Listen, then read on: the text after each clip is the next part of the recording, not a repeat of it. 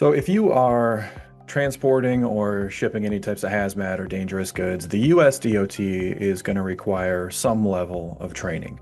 So if you talk to a DOT inspector, if you've done training and don't have a training record, they tend to look at it as if no training has ever happened. So it's really, really important to document the training and make sure you provide training records. So the requirements under OSHA come from 1910.1200. That is the HAZCOM standard, or the Hazard Communication Standard, written by OSHA. It also applies to temporary employees. So you can't sneak out of it by saying, oh, these were just temporary employees that were employed by somebody else. What they are going to do is they're going to ask for your training records. Then they're going to go and they're going to talk to some of the employees. They will interview some employees. You have to make sure that your training is actually understood.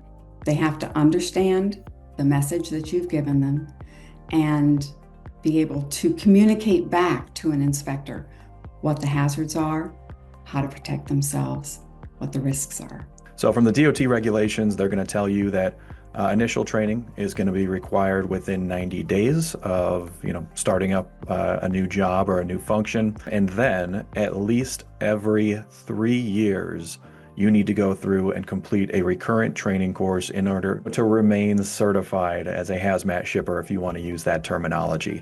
If you're shipping lithium batteries and you took a training today in June of 2026, I guarantee you the regulations are going to look a lot different by June of 2029. We try to say, hey, every year would be great.